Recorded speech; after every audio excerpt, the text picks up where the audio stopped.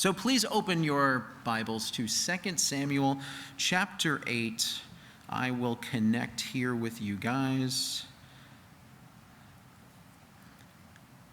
We're going to move kind of quickly. I don't mean to get all techie. Issue 5015. Hang on a sec. Sorry, guys. This will just be half an hour or so. Promise. Are we good? It's up? Because that one's not up. That is up and that's not. Okay, that's fine by me.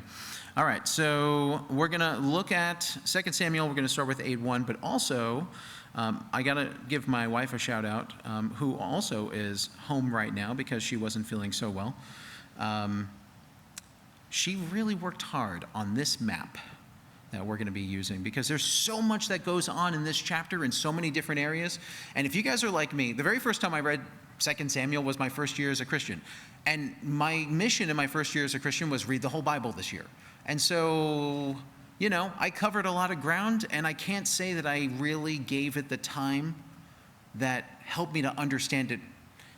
Tonight I want to try to do some of that, at least with visuals, to try to show where we're dealing with things and some of the expanse and how things are working. So, after this, it came to pass that David attacked the Philistines and subdued them, and David took Metheg-Ammah, which is essentially just Gath. Just think of it as that place where the Philistine giants were from the hands of the Philistines. So right off the bat, on our map up there, we're going to circle that area of Philistia where that is taking place. Then he defeated Moab, forcing them down to the ground. He measured them off with a line. With 2 lines he measured off those to be put to death. With 1 full line, those to be kept alive. So the Moabites became David's servants and brought tribute. Now, commentaries, they're kind of divided as to what exactly that meant. That measuring line, it could have possibly been like the roller coaster height thing.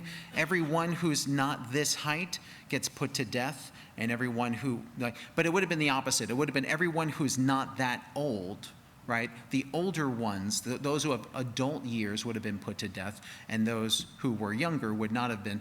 But we're not exactly totally sure what that measuring line was about. It might have been about certain measures of surrender or obedience versus not. We just have the information. But I want to give a little bit more information to Moab. First of all, let's highlight that there on our map. Yeah, we can see things. Good. So here's some additional information about Moab that I just thought would be interesting. From Genesis 19, we find out that the firstborn son of Lot, in regards to the daughters, his name was Moab, okay? So this goes back to Lot, and in Deuteronomy 2:9, it says, "The Lord said to me, do not harass Moab, nor contend with them in battle, for I will not give you any of their land as a possession, because I have given Ar to the descendants of Lot as a possession." So something just to keep in mind. There are some places that the Lord has called for the Israelites to completely take over, completely annihilate everything in it. But Moab was not one of those. Moab was something that was promised as an inheritance to continue on with that family, not for the Israelites to take over. So we have that little criteria in regards to Moab that the Lord gives in Deuteronomy.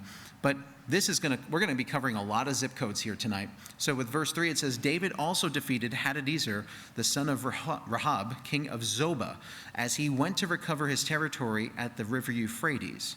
David took from him 1,000 chariots, 700 horsemen, and 20,000 foot soldiers. Also, David hamstrung all the chariot horses, except that he spared enough of them for 100 chariots. So first thing, this is up here in Zobah, all the way up north, okay? And you can see from this list here, 1,000 chariots, 700 horsemen, 20,000 foot soldiers. That's a lot. So he took out a massive army up there. And with that, David hamstrung all of these chariot horses. The idea of that is You know your Achilles tendon that's down there by the ankle? Anyone here ever tweak that growing up? I had an injury in sports where I aggravated that way back in baseball, like long time ago. And it was awful. Like every once in a while, once that became ruptured, I was never quite sure when I would reactivate it. And that whole season of baseball was awful because during a sprint, all of a sudden, I could just rupture that Achilles tendon and go through that process all over again. We could barely walk and everything. Well, what they did with the horses is they cut that tendon. I would imagine it was only needed on one side, on one leg, just to take them out of the fight. And that's just the way things were back then. Now, what David does here, it says, except he spared enough of them for 100 chariots. And in Deuteronomy 17, it says, but he shall not multiply horses for himself, nor cause the people to return to Egypt to multiply horses. Talking about kings here. For the Lord has said to you, you shall not return that way again. So, like, at one point, it was kind of like, to be the power of the world, like maybe the Egyptians and everything, it was about your chariots and your horses, your tanks and your air force, your mighty things. But the Lord is saying, I don't want you guys to return to that again. And then in Psalm 20, it says, some trust in chariots and some in horses, but we will remember the name of the Lord our God. So there are a few things that a king was forbidden to do. Forbidden. One of them was not to accumulate horses. Another one is he was not to accumulate wives. And the last one is he was not to accumulate gold and silver. In this chapter, we're actually going to see a lot of number 1 and number 3. There's a lot of horses. There's a lot of gold and silver. And we see David being diligent to really not take thousands and thousands of horses to himself. He takes a small amount, and that's it. You're not going to have the accomplishment that David ended up having because you have 100 horses or 100 chariots. This was just for some small measure for his purposes, but he's taking everything else out of commission. The gold and everything else we'll talk about real soon here, but 2 questions I have from this. Because one of them is you shall not return to that way again, right? That's a great thing for us to consider. What is something that the Lord has called us out of in our walk not to return back to again?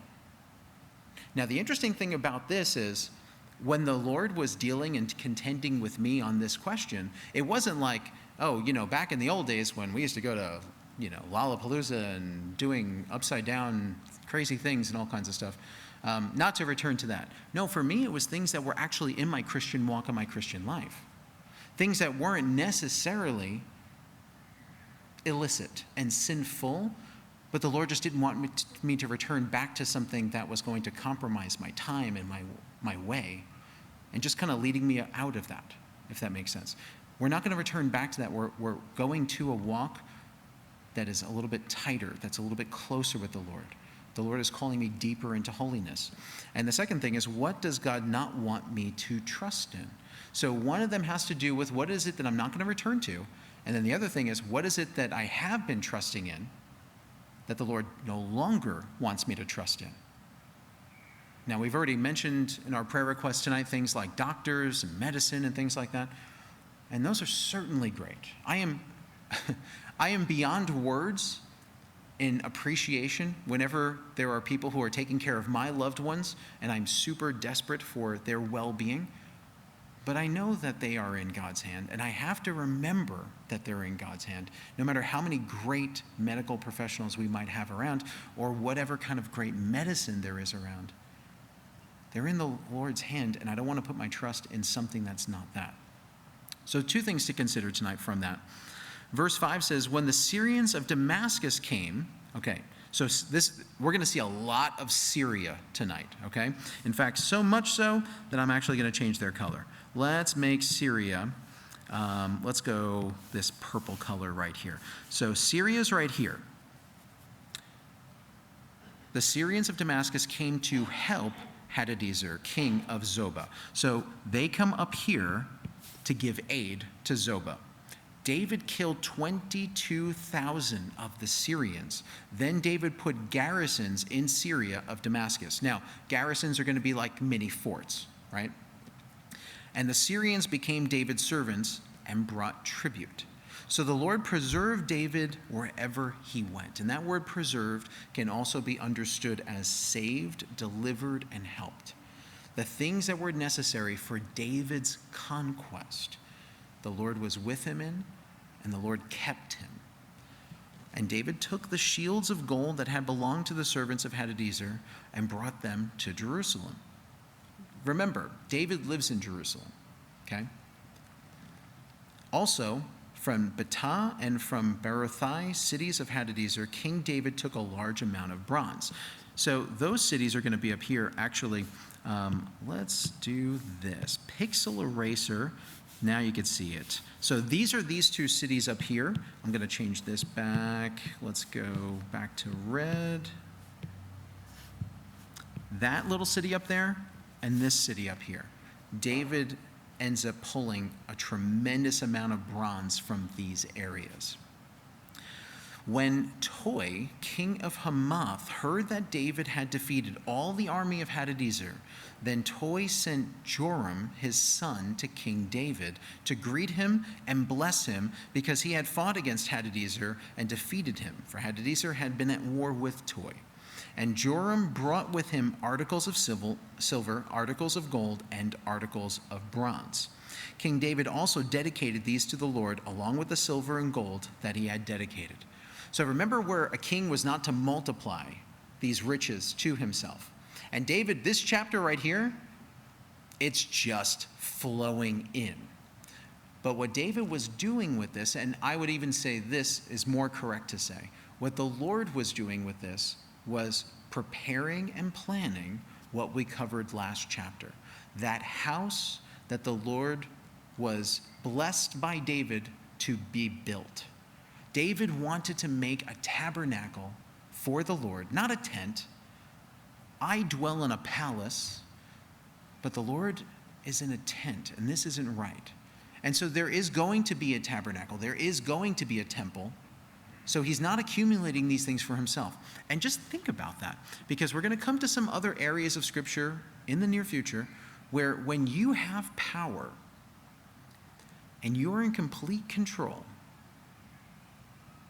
how you use it and what you keep for yourself and what you do with those things, it doesn't say that David kept the gold or the bronze or the silver. It says he dedicated these things because the Lord has given him a greater treasure, and that is this house that he wants to build for the Lord. And the whole thing that the Lord is going to work out with that tabernacle and his future lineage. So we can already see from this map here, there's a lot of war that we've already covered, right? So all the nations that were subdued here, Syria, Moab, so Syria is right here, Moab is right here, the people of Ammon right here, the people of the Philistines, and Amalek. We just added a couple more. Plunder from every one of these different nations the spoil of Hadadezer, the son of Rehob, king of Zobah. And David made himself a name when he returned from killing 18,000 Syrians in the Valley of Salt, which is down here. Thank you so much, Brandy, for making this a wonderful map for me. 18,000 down there, right at the end of the Dead Sea, this Valley of Salt. We're actually not told officially where the location is, but it is well believed to be at that basin right there at the bottom of the Dead Sea. 18,000 that were killed there. So that's a busy map that's right there. This brought about a name for David. David already had a name, but what it says in the King James, sometimes the King James just nails it. It said, and David gat him a name. Like, that's so street. I don't know how, like, so long ago, they knew how to just bring out the essence of what David was doing here.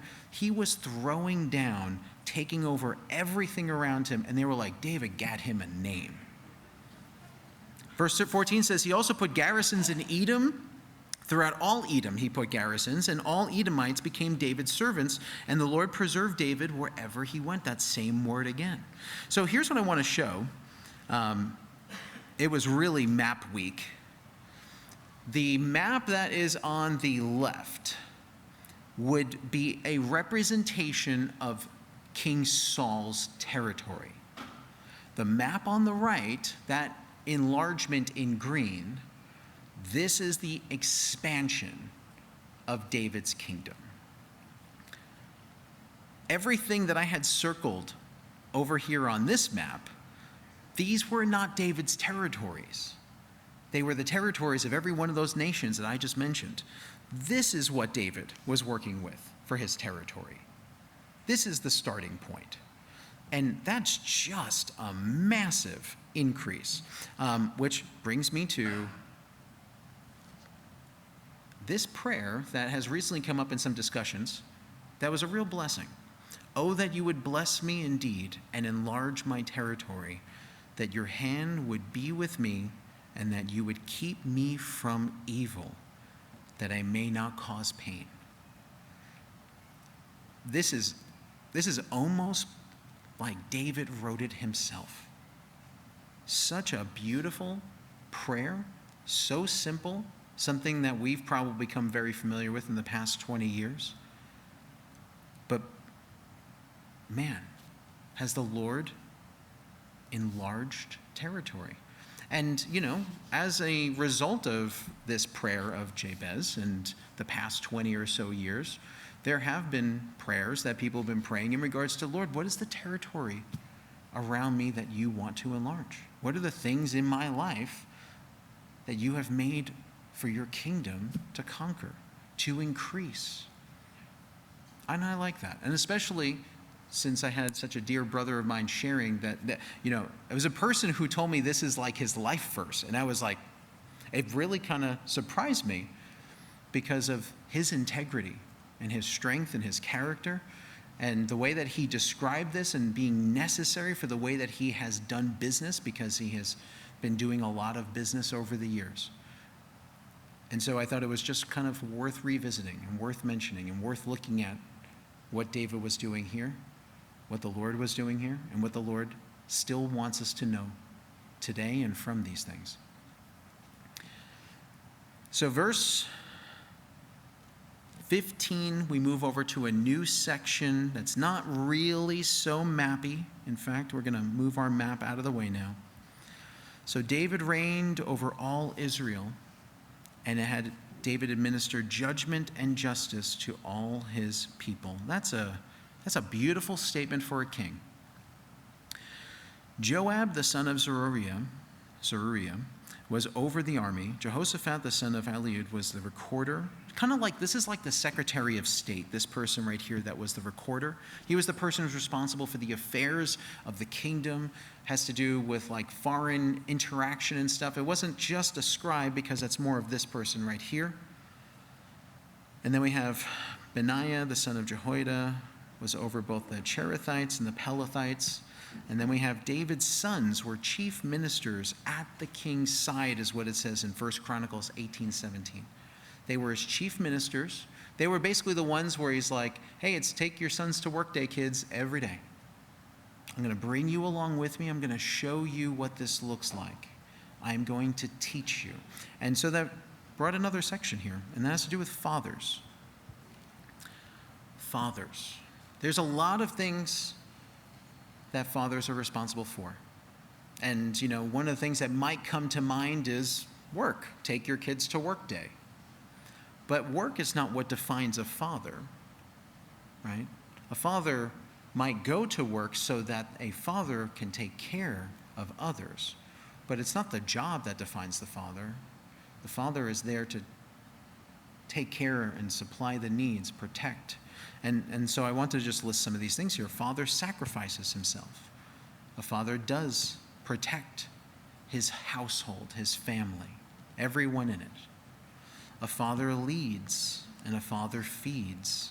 And there is this is an important reference. There is intimacy because we see that with our Heavenly Father.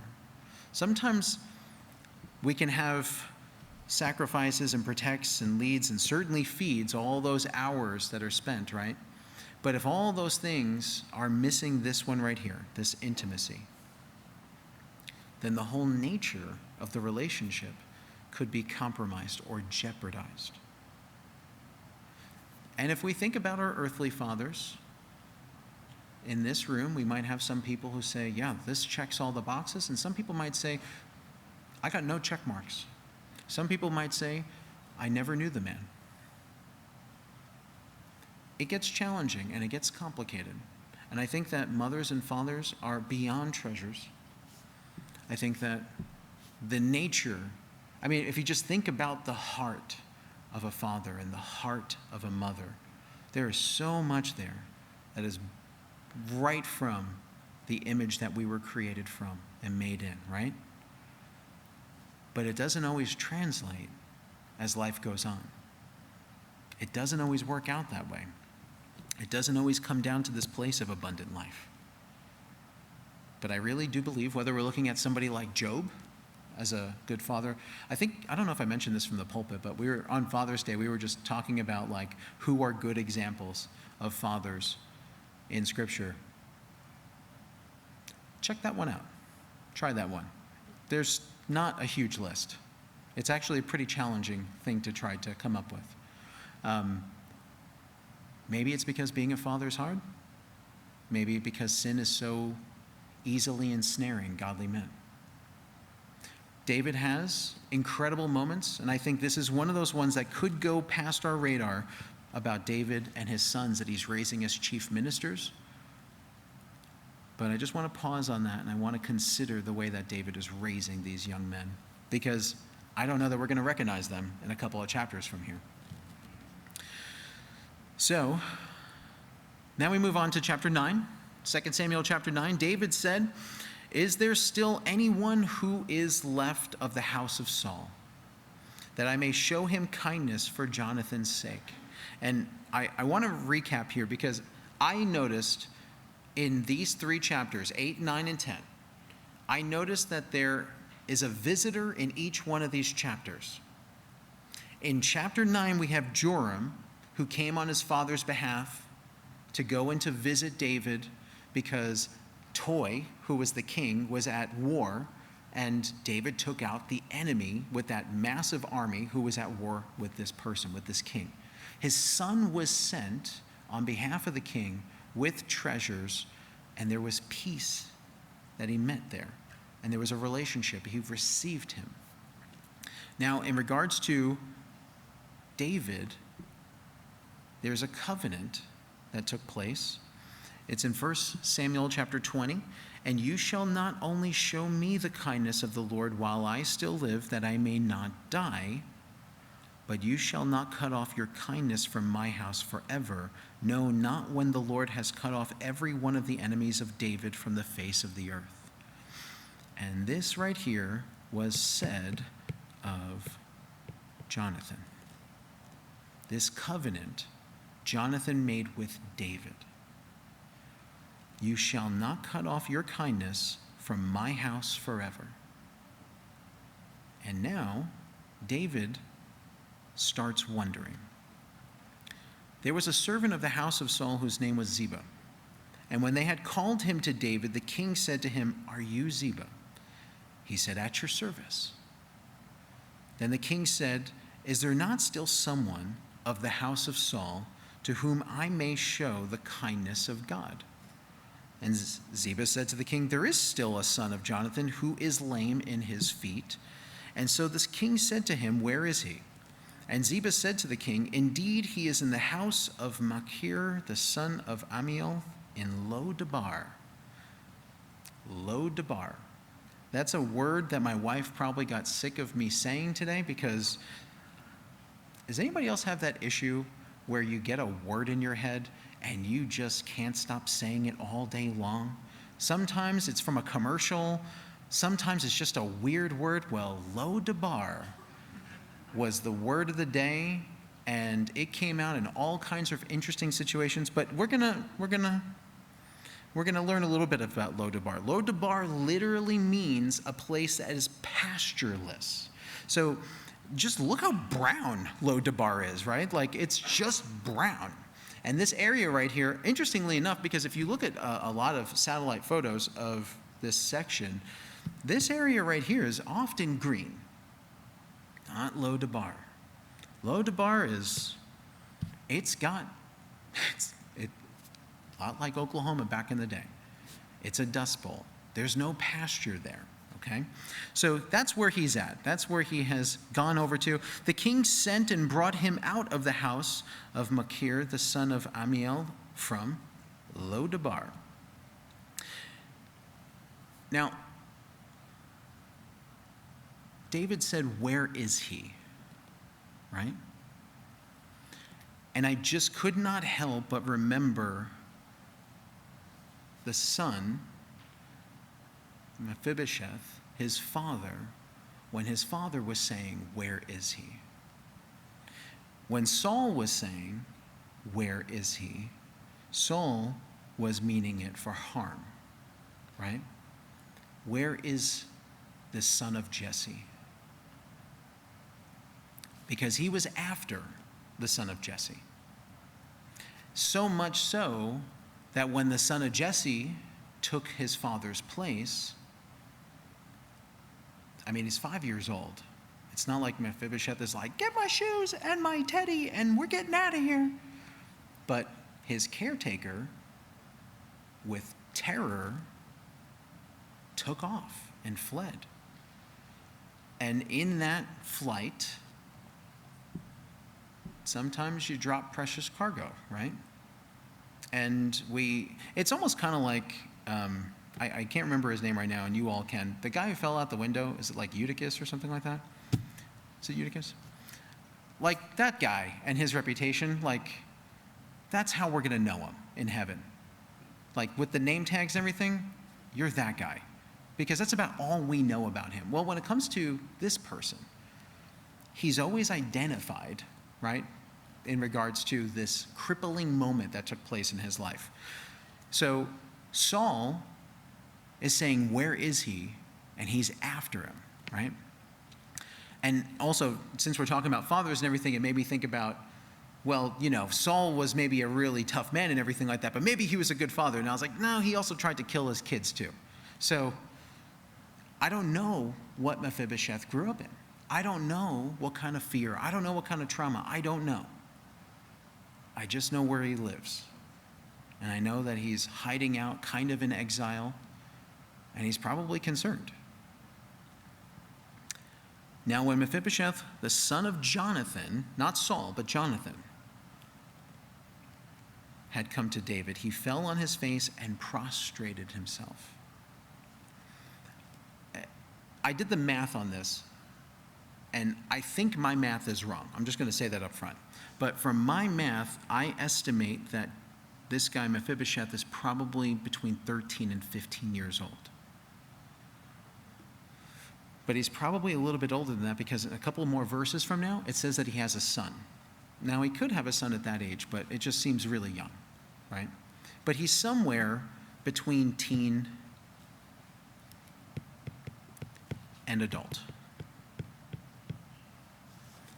Just trying to set the stage here, okay? He comes before David, and keep in mind, his feet are broken and crippled. So it's not like he walks in and does this beautiful bow.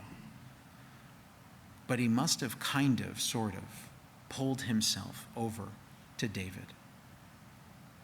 Maybe crawling or hobbling or something like that. But he drops to his face before David in a sign of honor, respect, and total and complete surrender to David. And I want to just kind of go over the circumstances here, right? Because we've talked about how we process information. Going back to Ruth and Boaz, and all through different chapters and everything else, the whole, everything from his injury to where he lives. Where does he live? Lo-debar, right? Smallest little bar in town, Lo-debar. It's not very low. So these circumstances have completely changed the course of his life. How is he feeling about all these things? I don't know. What does he see as far as the ontological truth of who God is, who is sovereign, who is in control, and everything else? I don't know what he's thinking. I just know that he's living in fear, and his situation and circumstances are pretty messed up. And we probably know people like that also. He's a young man, the last son of that heir to be king, crippled, and now that reputation, like, just imagine the reputation. Are you of Saul, King Saul, who ended up being a curse to Israel, who ended up being rejected by God, who brought us into battles and wars and everything else that caused so many problems for us? Are you maybe going to try to take the throne and who knows whatever else? But his natural state is basically a natural enemy to the kingdom of David. David said, "Mephibosheth?" And he answered, "Here is your servant." What a beautiful response. Basically, here am I. David said to him, "Do not fear, for I will show you kindness for Jonathan your father's sake, and I will restore to you all the land of Saul your grandfather, and you shall eat bread at my table continually." David restores proper perspective here. This ontological truth from God that rights things of what is true and what should be, as opposed to our circumstances taking over and taking control. And here's the interesting thing that I found from this chapter. I mean, Mephibosheth is such a funny name that sometimes it's hard to see through the name, you know? It's hard to not just kind of joke around saying it 7 times and whatever else. But this story, not only, even just when we were singing the song, All the Poor and Powerless tonight, I've done that song so many times. I can't even number how many times I've sung that song and everything else.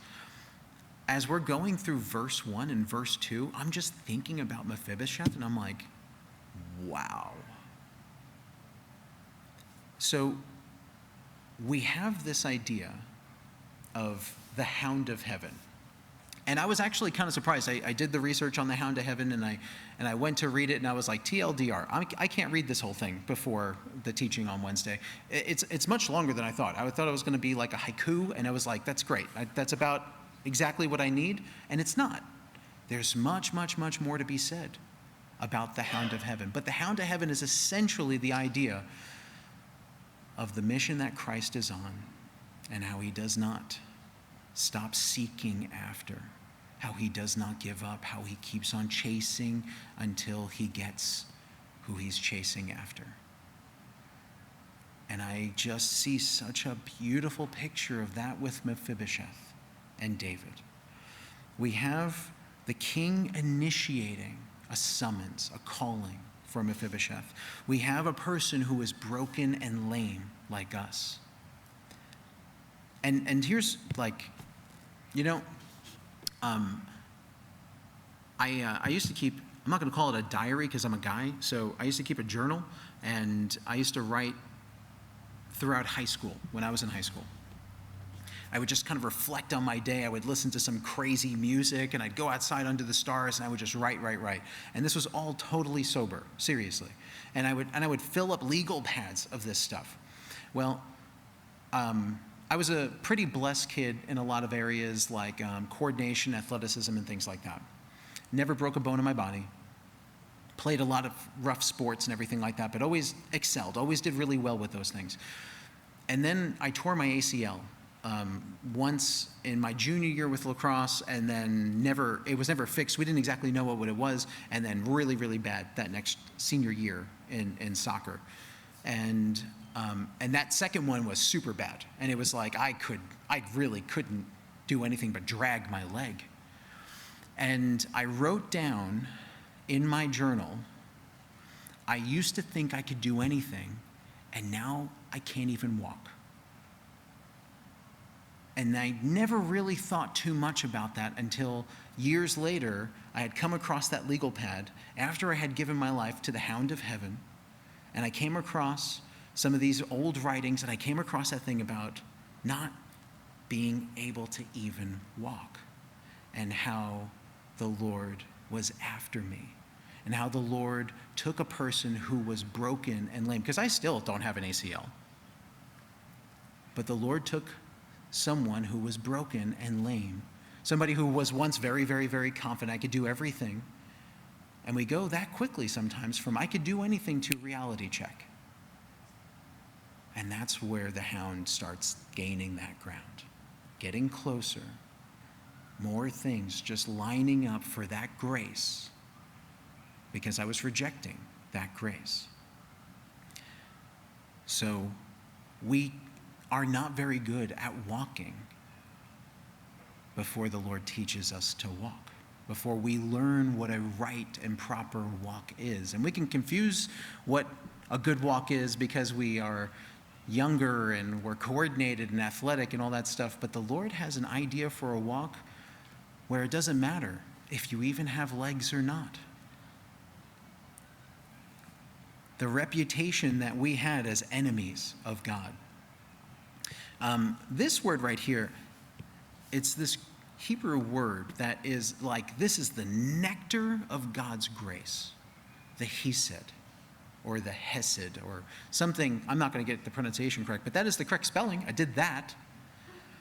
And the idea is this mercy and loving kindness that is that sweetness from God. So even though we were enemies, he's after us with that. He's not after us to attack. He's after us with loving kindness, like a father. And he's after us just like David said, I'm going to restore to you things. And the Lord is going to restore to us. And there's provision that's there. And also, there's adoption coming. There's royalty that goes along with that. He bowed himself and said, "What is your servant that you should look upon such a dead dog as I?" Now think about everything I just said. Think about that Hound of Heaven. Think about the way that God sees us and views us and goes after us and cherishes us. And then think about how sometimes we look at ourselves in the mirror. Who am I and what am I that you would look upon such a dead dog as I? And that's why I have in this section here, "Oh Lord, that we would have eyes to see." That we would have eyes to see ourselves the way that you see us, the worth and the value, the way that we are loved from your perspective, and also that we would see others, that you would adjust my vision. That would be our prayer. Lord, adjust my vision so I can see rightly. The king called to Ziba, Saul's servant, and said to him, "I have given to your master's son all that belonged to Saul and to his house." Now, keep in mind, this is Ziba. He's not talking about Mephibosheth here. He's talking to Ziba about him. "I've given to your master's son." Now he's talking about Mephibosheth there. "All that belonged to Saul and to his house. You therefore and your sons and your servants shall work the land for him, and you shall bring in the harvest that your master's son may have food to eat." Now, this last part right here, that your master's son may have food to eat, this is almost like a questionable thing, because we know David is going to Mephibosheth is going to eat at David's table from here on out. He's invited to the Lord's table. So this part right here, I don't know if David's like, "Hey, I'm having steak tonight. What are you having, Mephibosheth?" "Popcorn." Like, you got to grow some more cattle or something. Like, I don't see that. You know what I mean? So I'm not quite sure about this last line.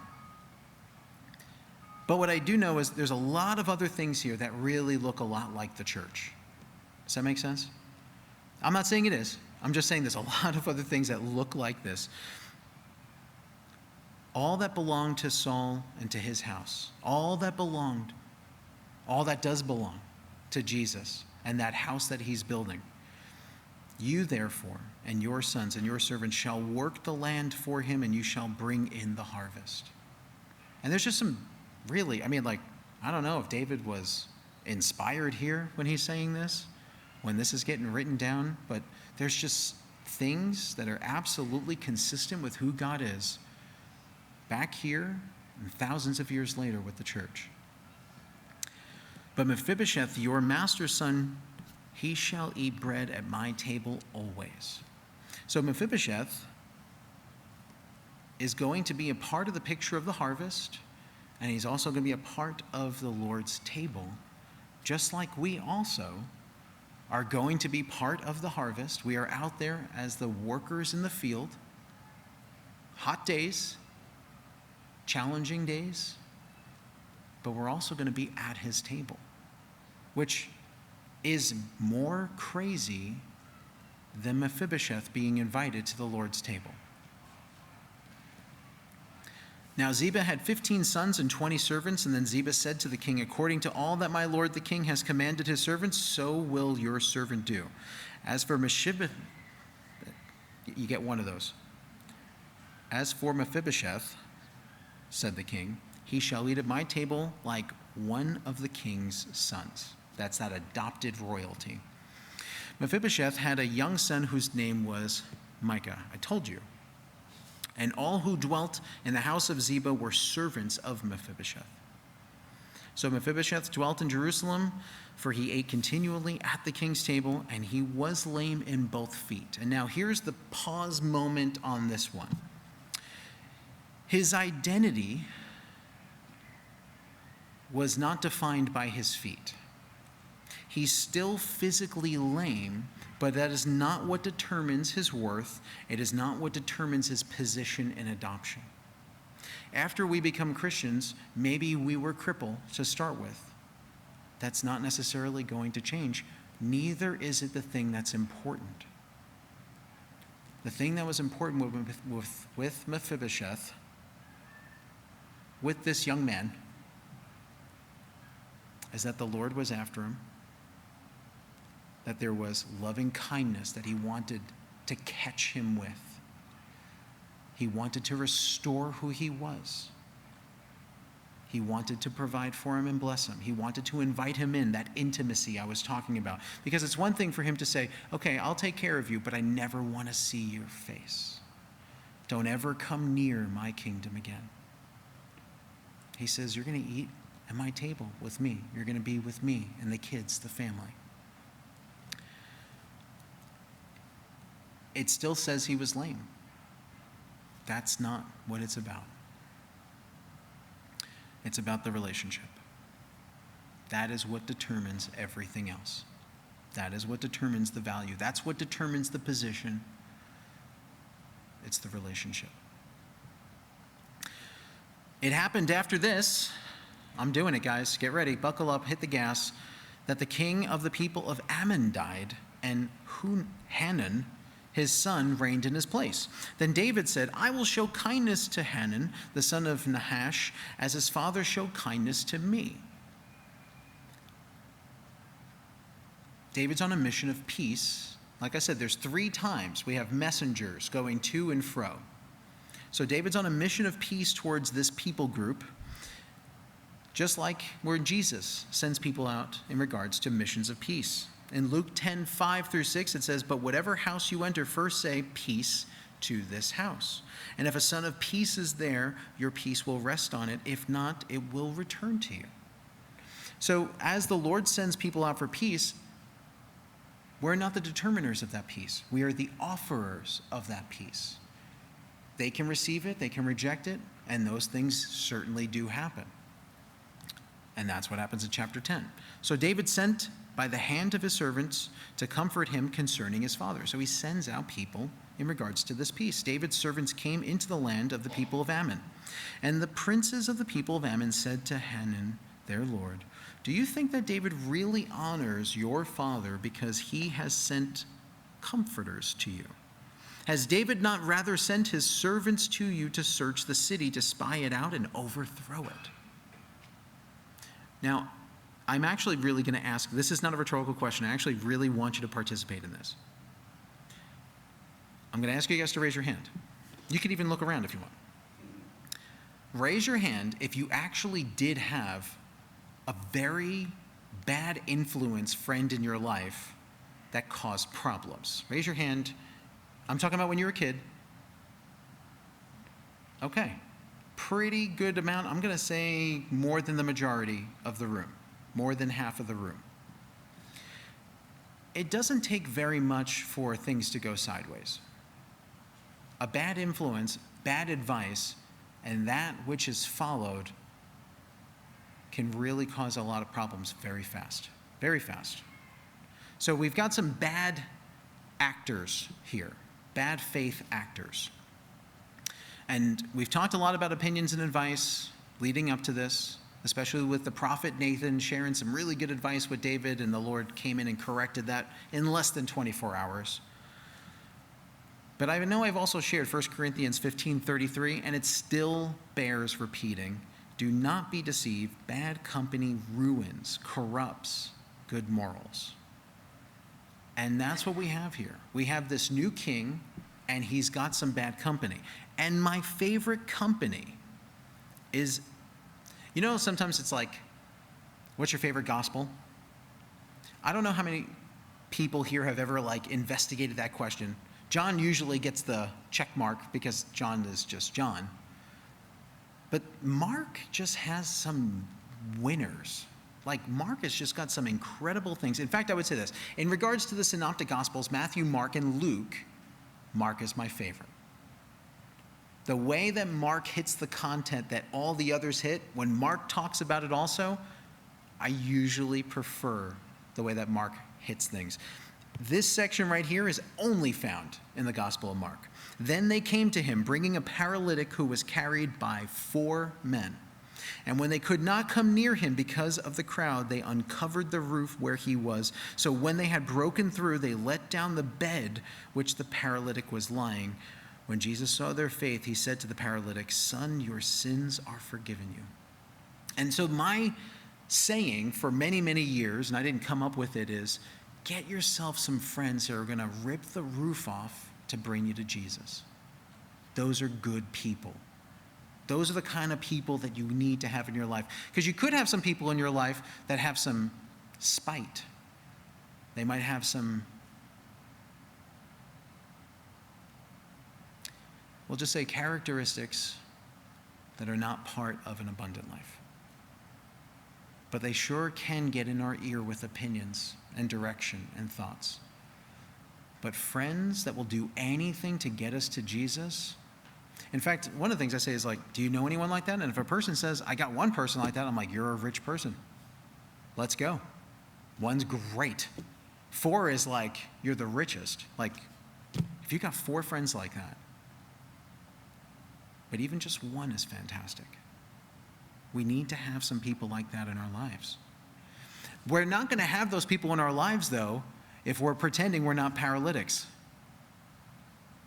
If we don't have an honest and open relationship with people, if we're not letting people know, I need Jesus and I can't get to him. I've got some problems. I can't walk right now. So, verse 4 says, therefore, Hanan took David's servants, shaved off half of their beards, cut off their garments in the middle at their buttocks, and sent them away. And I've really tried to think about what this means. I don't know. The visuals aren't great. If you guys, that's fine. Verse 5 says, when they told David, he sent to meet them because the men were greatly ashamed. I mean, that's what I'm saying. The visuals are not good. It's that bad. It's biblical bad. And he's like, guys, this is the first command we've covered in 3 chapters. Wait at Jericho. Your condition is severely bad. Wait right there until your beards have grown, and then you can return.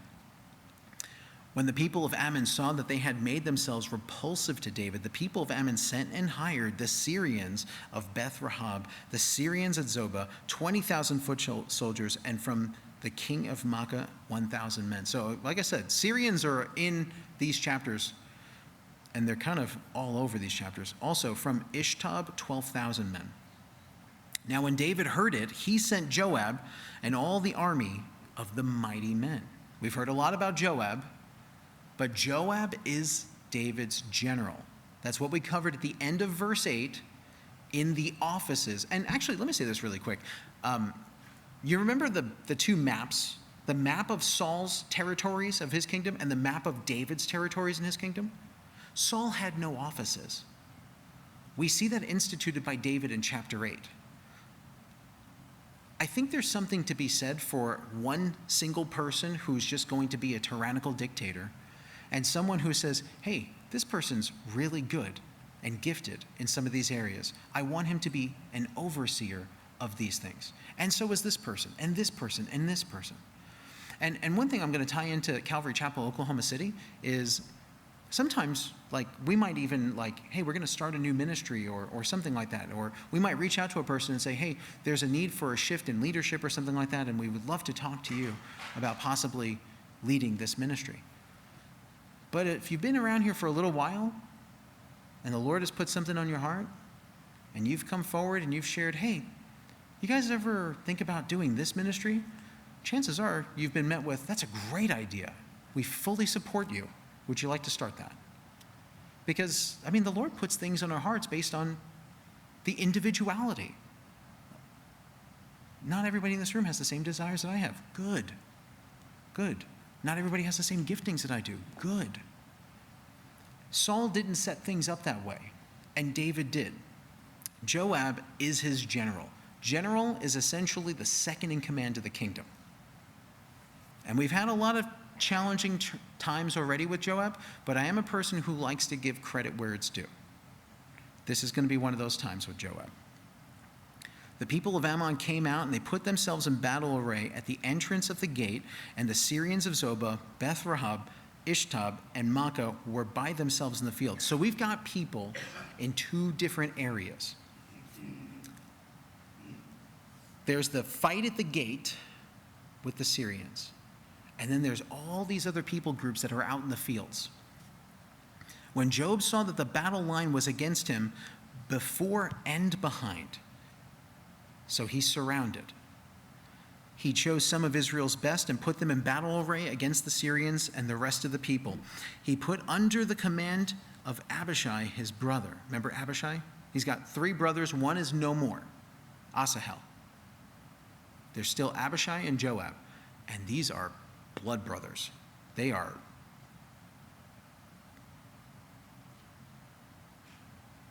characters. I'm not going to compare them to any people that we know. We'll just say, you don't want to mess with them. That they might set them in battle array against the people of Ammon. Then he said, if the Syrians are too strong for me, then you shall help me. But if the people of Ammon are too strong for you, then I will come and help you. Be of good courage. That right there is going to be something that we explore. Be of good courage. Let us be strong for our people, for the cities of our God. And may the Lord do what is good in his sight. Joab may get some things wrong. This is not one of them. His sacrifice, his fortitude, his strength, his courage, that's what I want to look at. This character trait that Joab has. And what I want you to think about is I just want you to think about any time I or you or someone that you know who's a Christian who might be lacking faith. Maybe they get a little chicken about a certain kind of situation. We're getting a little bit afraid about something. This is going to be a big one. This is going to be a challenge. This is going to be a huge battle. Joab had a huge battle on his hands. Not a good setup as far as where the enemy was. But Joab is like, look, here's what we're going to do. We're going to stand fast. You cover this area, I'm going to cover this area. We're going to cover each other's back. The Lord will sort this all out. We die, we die. Let the Lord do what pleases him in this. But we're going to stand fast. So Joab and the people who were with him drew near for the battle against the Syrians, and they fled before him. They fled before him. When the people of Ammon saw that the Syrians were fleeing, they also fled before Abishai and entered the city. And that comes up to our next thing, and that's a game plan. I'm a big fan of game plans. Let's not just attack the city. Let's maybe talk about this a little bit. And this is a perfect example because Joab had a plan for offense as well as defense. And that's not what we see with Ammon. Ammon was only there for offense. There was no defense. In fact, it was like, we're not going to lose. Are you kidding? Like, look at the numbers here.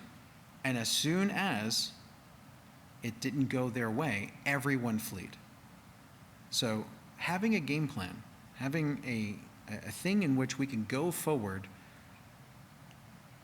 how we're going to take on the day, how we're going to live out the truth of God, how we're going to take that verse that I just read this morning. My goodness, this was so good. Okay, what's our game plan now for living this out? Practical things. Ammon's already taken care of. You guys don't have to fight that tonight. But we have to have a game plan for how we're going to live. So Joab returned from the people of Ammon and went to Jerusalem. And then they go for round 2. Verse 15 says, when the Syrians saw that they had been defeated by Israel, they gathered together. Then Hadadezer sent and brought out the Syrians who were beyond the river. Like they're just pulling out the woodwork people, right? And Shobach, the commander of Hadadezer's army, went before them. When it was told, David, he gathered all Israel, crossed over the Jordan, and came to Helam. Now, I love this because I don't know that I've ever seen, like you kind of have to read between the lines here a little bit, but I think David is done. David's like, we're going to war. Because David wasn't in that previous battle. And then when he hears that they're not done and they're going to go get the reserves and everything like that, David is ready to finish them off. He gets all of Israel. They cross the Jordan. The Syrians set themselves in battle array against David and fought with him. And then the Syrians fled before Israel. And David killed 700 charioteers, 40,000 horsemen of the Syrians, and struck Shobach, the commander of their army, who died there. When all the kings who were servants to Hadadezer saw that they were defeated by Israel, they made peace with Israel and served them. So the Syrians were afraid to help the people of Ammon anymore.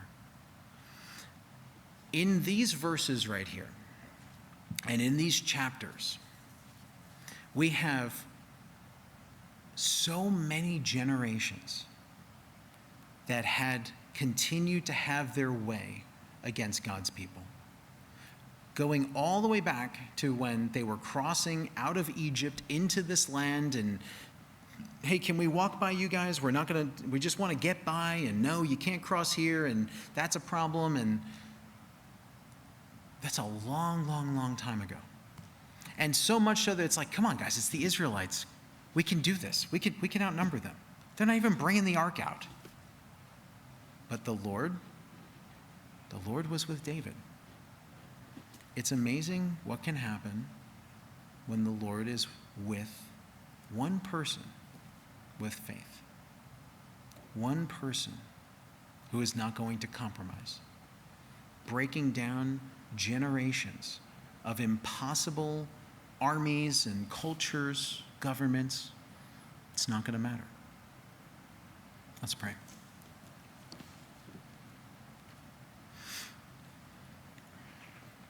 Lord, I want to thank you that in the midst of war, these 2 chapters that sandwich that story of Mephibosheth, a story that I've never identified with, that I've never seen anything that I could relate to or connect to, and then not being able to see anything but it. Not being able to see anything but a person who had no walk whatsoever before my relationship with you. Nothing that I could do of myself, my original state in enmity with God, and you were after me, and you were after Mephibosheth, and you were after everyone in this room. And Lord, you keep going after. The map speaks for itself. The victories, these are the chapters of these sweet victories. But in the midst of these victories, in the midst of war, in the midst of incredible accomplishment, you give us that story of a young man who's broken, who's living in a place with dryness and no pasture, who has nothing to look forward to, and you call him out. And I'm sure he was afraid, just like we might have been afraid, but there was nothing to fear, and you have so much more in store for us than what's in Lo-Debar. I pray, Lord, that you would lead us in this, that you would show us how you love us like this, that we would understand and know what you want us from this story from so long ago. In Jesus' name, amen.